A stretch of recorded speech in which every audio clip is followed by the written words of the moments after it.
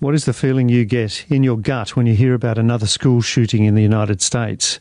First, you might be shocked, and then, as the feeling of déjà vu sets in, you might lose any sense of hope. It's very mysterious to us here in Australia what happens in the United States when school shooting after school shooting takes place and nothing seems to change as a result of it.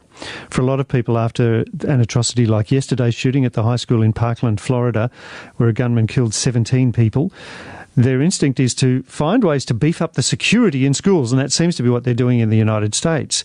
I wonder, has it ever occurred to you that we should be doing that here? If it's happening in the States, is it only a matter of time before it happens here, and should we be taking preemptive steps? This is a reaction, beefing up security in schools, that Katherine McLachlan has been looking at. She's a lecturer in law and criminal justice at the University of South Australia, and she's given it a lot of thought. She's written about it in a conversation website, and she's with me now. Hello, Katherine. Hi, Paul. How are you going? I'm okay. Thank you for being with us this afternoon. Is this a viable thing that we should be thinking about in Australia? I think it's certainly something that Australia does now in terms of policing in schools at more of an educational kind of level.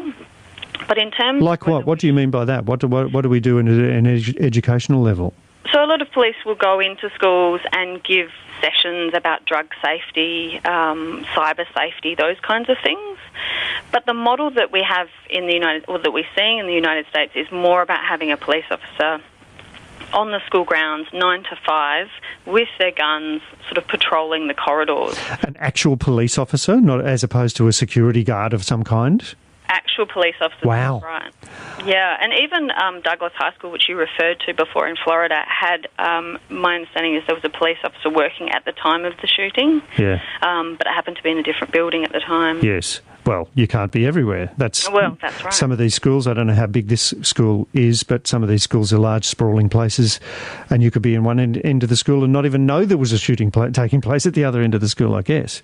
That's absolutely right. So it didn't work in this case by the look of it, but does it work at all? Is there evidence pro and con? So it's really interesting because in the United States, it's a really common thing to do. About a third of public schools have got armed police officers on site. But what they haven't done is actually do many evaluations to see if there's any real benefit in the police being, increasing the safety and the security of the students by being present. How would you evaluate it? Do you have to wait for the next shooting and see what happens?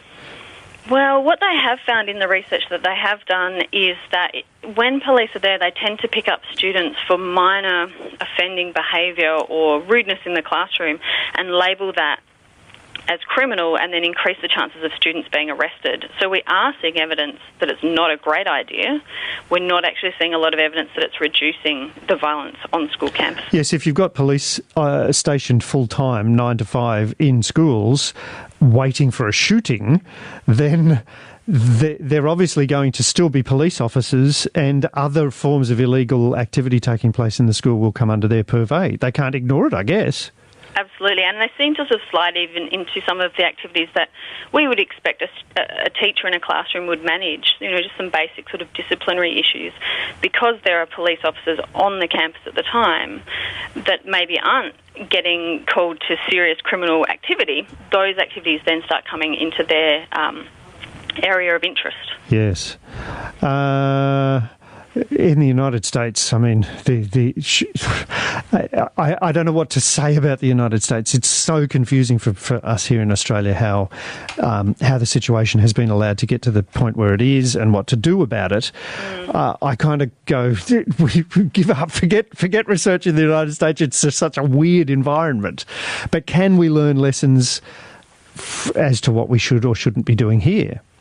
Well, I think we can. I think that we would all logically think that to decrease violence in the schoolyard is not, the solution is not to increase police officers' presence with guns and things like that. But we are seeing the solution is more if we look to the United Kingdom and their models around policing in schools. So they're much more focused on relationships and building rapport between police officers and the students.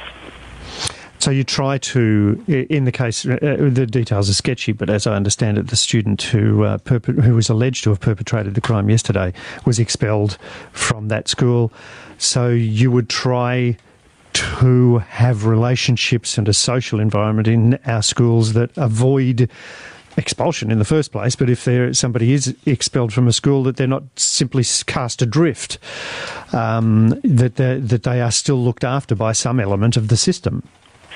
Yeah, and I think that that's right. You know, there's information coming out now that people identified that young man had some issues, had some anger management issues. And so the response then that's more appropriate and likely to sort of diffuse the situation would be things like professional counselling being made available to that student, identifying students early who have behavioural problems and seeking to implement some strategies to help address those. Yes. So it's big and hard and it's a lot of work and you have to think hard about it rather than go, cop, there, gun, stop that. I think that's absolutely right. Yeah. All right. Let's hope we never get to the stage where we feel we have no alternative but to do that, which is kind of where they're up to at the moment in the United States. But, difficult thing, and good to talk to you about it, particularly at this moment, Katherine. Thanks a lot. Thank you very much. Katherine McLachlan, who's a lecturer in law and criminal justice at the University of South Australia.